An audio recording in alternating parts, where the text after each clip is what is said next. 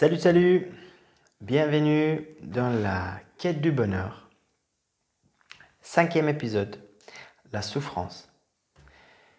Au début, j'ai envie de dire, je ne suis pas médecin, psychologue, psychiatre. Je suis juste un gars que selon moi, j'ai beaucoup souffert intérieurement et avec certaines choses que j'ai mis en place, je me sens mieux. Comme j'ai dit tout au début, la souffrance peut être vue aussi comme un point de départ de motivation, de vouloir comprendre, de changer quelque chose. Malheureusement, j'ai pas l'impression que c'est possible de faire absolument sans souffrance. Je pense qu'il y a beaucoup de gens qui se rendent compte même pas qu'ils souffrent parce que je dis pas que absolument tout le monde souffre, ça non, mais j'ai l'impression, la société comme je la vois, qu'il y a beaucoup de gens souffrent sans savoir parce qu'ils se retrouvent jamais avec eux-mêmes. Ils essayent toujours couvrir comme moi j'ai fait. J'avais une souffrance en moi et je voulais être un gars cool. Du coup, j'ai sorti et j'ai toujours voulu mettre les couches. Ah, ouais, allez, je vais bien rigoler et tout ça, tout ça. Je pense que si on souffre, c'est important de le reconnaître et prendre le temps et prends ça sérieusement. Voilà, si ton être, si on va parler de ça, si ton être souffre, quelque chose de l'intérieur, la souffrance elle est intérieure, bah, je pense ce qui m'a aidé le plus, c'est le prendre au sérieux, accepter que c'est comme ça, je souffre de quelque chose, peut-être on ne sait pas de quoi, dans mon cas c'était comme ça, j'avais une souffrance depuis des années que j'ai portée avec moi, mais je ne savais pas exactement pourquoi et comment, tu vois. Et je savais juste qu'elle était là et je n'avais pas envie d'elle. J'avais envie d'être heureux et pas se soucier, tu vois. Et ça, c'était mon mode de vie. Jusqu'à un moment donné où c'était plus possible. Ou parce que j'étais quelqu'un sensible, peut-être, où je suis, ça grandissait jusqu'au, mec là, tu as besoin de le regarder pour de vrai, tu vois.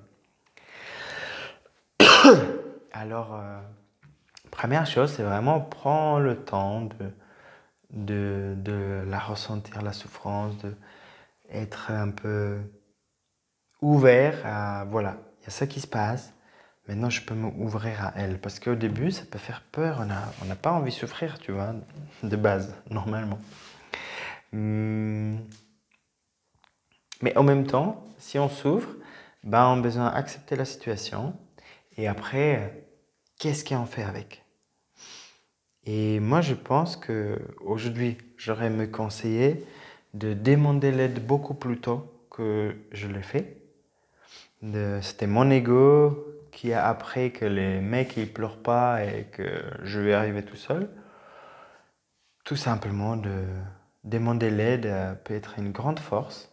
Parce que tu sais, même les meilleurs joueurs de tennis ou n'importe quel sport, ils ont les entraîneurs qui sont pas meilleurs que eux dans le sport ou dans d'autres domaines, tu vois. Du coup, dans le domaine de bien-être, d'aller bien, pourquoi pas demander quelqu'un qui peut-être a vécu quelque chose pas cool dans l'enfance et il a fait face à ces traumas, il les a transformés et il a peut-être les réponses pour toi ou il peut te guider un peu par où y aller. Et il y a plein de gens bienveillants, tu vois, à l'époque j'ai pas cru qu'il y a les gens bienveillants aussi, qui pourront t'aider. Alors vraiment demander de l'aide, parler ouvertement, peut-être pas avec tout le monde, mais avec la personne que tu choisis ou un thérapeute, ouvertement, ou plus honnêtement, ok, qu'est-ce qui se passe en toi? Et peut-être au début tu sais pas, du coup il va t'aider de décortiquer et il pourrait t'aider pourquoi tu souffres. Déjà de comprendre, ça fait un grand soulagement et ok, je souffre pour ça. Et parfois ça peut être légitime que tu ressens ça, mais comment on repousse, on a parlé un peu avec la tristesse, la même chose, comment on repousse la souffrance, parce qu'on n'a pas envie de souffrir, bah on le couvre et elle est toujours là, tu vois, et il y a une certaine résistance. Du coup, mon conseil, essaie d'être honnête avec ce qui se passe en toi. Essaie de prendre les moments calmes où tu peux l'inviter cette souffrance et peut-être entrer dans une discussion, entre guillemets, de petit à petit décortiquer pourquoi tu souffres, qu'est-ce qui se passe. Là, je te dis ça, mais au début, pour moi, c'était pas possible. Du coup, j'allais vraiment voir quelqu'un. Et par tout le travail qu'on a fait, tu vois, qu'on a revu le passé, qu'est-ce qui s'est passé, comprendre un petit peu qu'on stocke les choses en nous et comment faire face et comment travailler les traumas, par exemple. Bah, après, finalement, comme je l'ai fait plein, bah, j'ai appris comment faire. Du coup, aujourd'hui, si je ressens un mal-être, bah, j'essaie de prendre au plus rapidement le temps. Parfois, c'est pas possible tout de suite. Le temps où je me retrouve tout seul. Moi, je suis quelqu'un lent. J'ai besoin assez beaucoup de temps. Une journée, 2 journées, plus ou moins en solitude, concentré sur moi. Et avec cette solitude, et vraiment que je me offre le temps à moi-même, bah, il y a la clarté qui remonte et je me rends compte, ok, c'est pour ça que je me sens pas bien parce que ma situation, elle est comme ça maintenant. Et du coup, je peux soit changer la situation, soit en parler, ou tu vois, je suis beaucoup plus proche de, ok, je suis conscient de qu'est-ce qui se passe et pourquoi je souffre. Parce qu'au début, on peut porter la souffrance et peut-être mentalement comprendre, mais si c'est pas connecté avec la souffrance qui est plutôt émotionnelle peut-être, bah même si tu règles tout au niveau du mental, ah oui, je sais pourquoi ça s'est passé, bah ça suffit pas. Tu as besoin vraiment connecter cette clarté mentale avec les émotions, de les accueillir, d'être ouvert à ressentir ce que tu ressens. Parfois c'est douloureux, mais pour moi le meilleur chemin à faire, c'est tu le traverses. Plus tu veux éviter, plus ça prolonge la souffrance. Voilà. Une thème pas facile à aborder parce que je pense qu'il y a beaucoup de gens qui peuvent souffrir physiquement, mentalement. Il y a les handicaps et tout ça.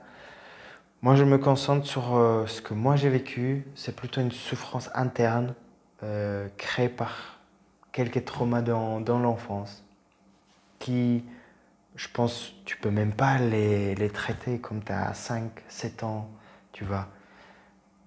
On n'a pas les outils. Ou peut-être certains enfants ont, et tant mieux pour eux. Moi, je n'avais pas les outils. Mais c'est important, si on a cette bouée qu'on porte dans notre vie, bah, à un moment donné, se dire, ok, je vais ouvrir mon sac et regarder tout ce que j'ai pas envie, tout ce que je repousse. Voilà, toujours avec bienveillance, beaucoup d'amour. Et de mon point de vue, il y a beaucoup de gens qui souffrent en silence. Et voilà, du coup, c'est pas parce que la personne semble qu'elle va bien qu'elle va vraiment bien. Parce que pour savoir si tu vas bien, comme mon prof Ron dit, c'est le soir, quand personne te regarde, comment tu te sens, comme tu te retrouves que avec toi-même. Pas avec le portable, pas avec la famille, les amis, mais tout seul, le soir, quand personne ne regarde, comment tu te sens. Ça peut être ton indicateur où tu en es. Voilà. Merci pour ton écoute. À bientôt. Ciao, ciao.